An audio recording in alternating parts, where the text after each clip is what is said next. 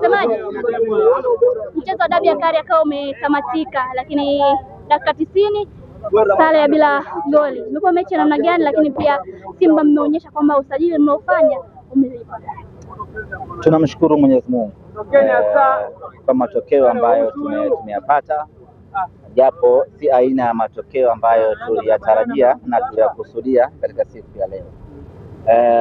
Kwa aina ya timu tuliyokuwa nayo, kwa aina ya maandalizi ambayo tumeyafanya, tulistahili dhahiri shahiri ushindi mkubwa katika mchezo huu wa leo. Lakini matokeo haya ya leo yametupa faraja kwa namna moja, japo kwa udogo. Kwanza tumefanikiwa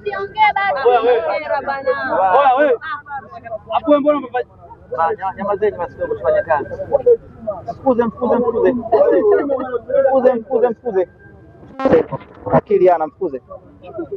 Ngoja tutulie tufanye kazi jamani Bismillah. Mwashe makofi.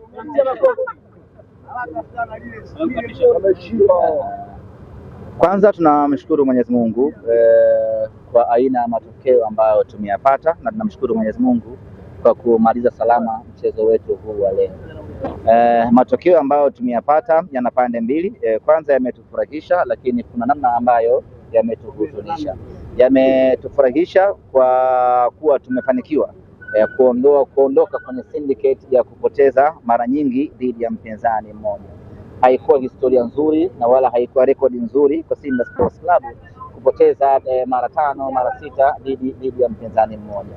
Kwa hiyo tumefanya kazi, tumefanikiwa kuondosha hilo, lakini jambo ambalo halijatufurahisha leo ni kwamba tulistahili kupata ushindi kwa aina ya timu ambayo tumekuwa nayo, kwa aina ya mchezo ambao tumekuwa nao, kwa ubora tuliouonyesha leo hii, dhahiri shahiri tulistahili kupata ushindi.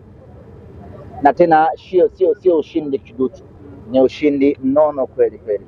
Namna ambavyo timu yetu imecheza kwa kiwango cha hali ya juu, namna ambavyo tumemiliki mpira, namna ambavyo tumetengeneza mashambulizi na nafasi nyingi kweli kweli, na namna ambavyo tumekosa nafasi za wazi kweli kweli.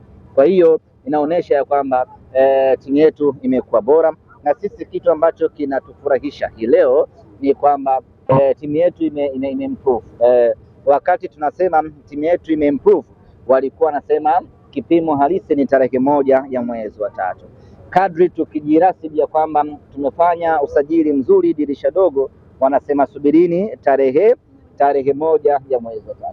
Kwa hii leo tulikuja hapa kuonesha ubora wa timu yetu, na bila shaka wameuona ubora wa timu yetu, na hilo ndilo ambalo sisi linatupa faraja na matumaini makubwa. Timu yetu imeongezeka ubora maradufu kweli kweli.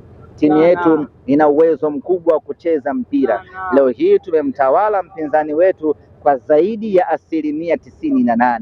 Tulikuwa bora kwenye kila eneo. Kwa hiyo hilo peke yake linatufanya sisi wana Simba tuondoke hapa katika uwanja wa Amani tukiwa mashujaa wa nafsi zetu, tukijivunia ubora wa timu yetu, lakini ikitupa taswira ya kwamba mbele yetu ni bora kweli kweli. Leo tulikuja na kampeni ya kupata ushindi ili kupunguza gap la pointi baina sisi na mpinzani wetu. Tumeshindwa kufanya hivyo, lakini kwa aina ya timu tuliyokuwa nayo inatupa matumaini ya kwamba hakuna timu yoyote ya ligi kuu ina uwezo wa kumzuia Simba asipate ushindi. Labda abahatishe tu papatu kama Dodoma Jiji, lakini in terms of football hakuna timu yoyote ya ligi kuu ina uwezo wa kuizuia Simba isipate alama 3. Gap la pointi bado ni kubwa, lakini kwa idadi ya michezo iliyobaki na ubora wa timu yetu hivi sasa, tunaweza kutembea tukijinasibu ya kwamba hilo gap litayeyuka mithili ya theluji inavyoyeyuka juu ya mlima Kilimanjaro. Lakini wapinzani wetu hii leo wanapaswa kumshukuru Mungu kweli kweli, na kumshukuru aliyekataa goli letu. Halikuwa halali bwana. Mimi sijaona marudio vizuri, lakini waliotazama kupitia Azam TV wanakiri ya kwamba ni goli halali.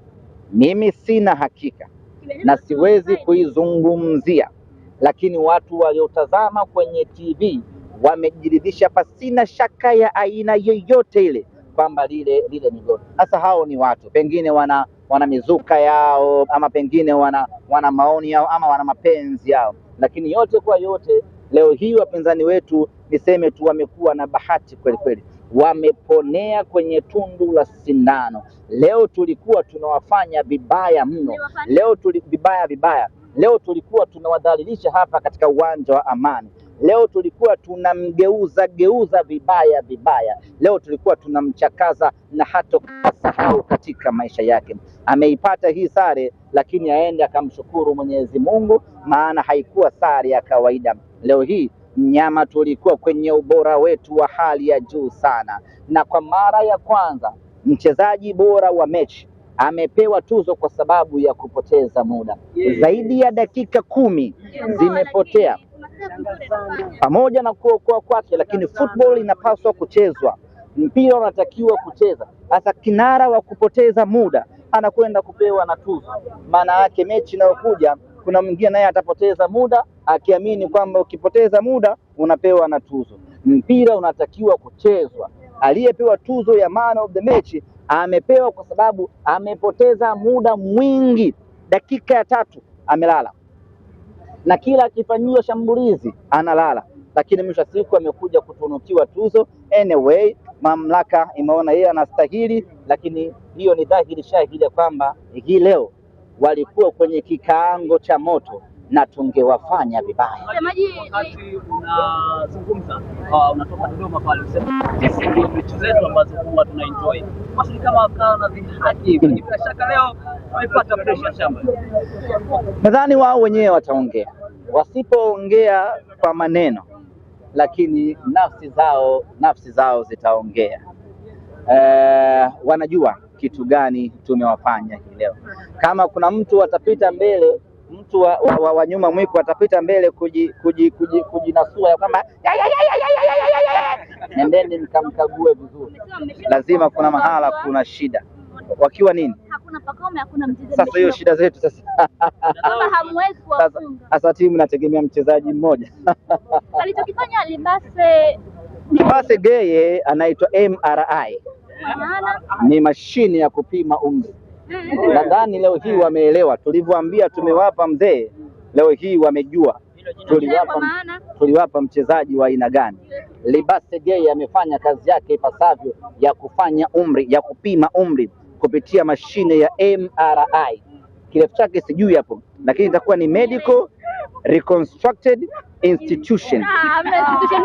Hamna institution basi ni taasisi ya kupima umri. Kila ni kipimo ambacho anafanywa pia wachezaji. Sasa kwa Libase Geye, yeye ni taasisi. Leo katupimia watu umri. Haya, alikuwa anawachukua na wapindua aliwalaza, umeona mwandishi shuhuda. Amewafanya vibaya. Aki Mungu leo hawa wamshukuru Mungu, lakini tulikuwa tunawafanya vibaya sana. Taasisi kwa mara nyingi inakamilika kila idara. Kusema kweli, ndugu zangu waandishi wa habari, tulikuja hapa kwa ajili ya kumdhalilisha mpinzani wetu, na ni basi tu tuseme wameponea kwenye tundu la sindano. Leo hawakuwa kwenye ule ubora wao. Labda mimi niseme hivi kitu kimoja, katika mara zote ambazo ametufunga kwa sababu za kimpira haziwezi kuzidi mara 2. Kwa nini? Mara zote ametufunga kwa namna gani? Lakini tukisimamisha shilingi kweli kweli, mechi zote ambazo ametufunga ni kwa namna gani? Na kwa misaada nyingi kweli kweli. Na leo hii mmeona Nyama alikuwa anaondoka na alama 3 hapa. Moja tu ndo mmetumia, nyingine natosha, mechi kubwa hii. Lakini tazama nafasi ambayo alikosa alikosa Olemba. Dakika ya 2 tulikuwa tunaua mechi hii. Nafasi ambayo amekosa Mpanzu. Yaani leo tulikuwa tunawafanya vibaya. Afu moja imekula nginja. Leo kipa wetu amecheza ama amedaka mpira mmoja tu dakika 90 zote. Yaani mechi ya leo angeweza kukaa hata Chiko na tusifungwe.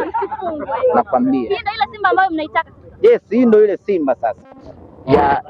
ya asali na maziwa na tende ndani yake na halua, yani ni mwendo ni mwendo wa sukari tu. Lakini hatujamaliza, tutakutana hapa wanaita Guantanamo, na tukawaambia sisi ndiyo manyapara.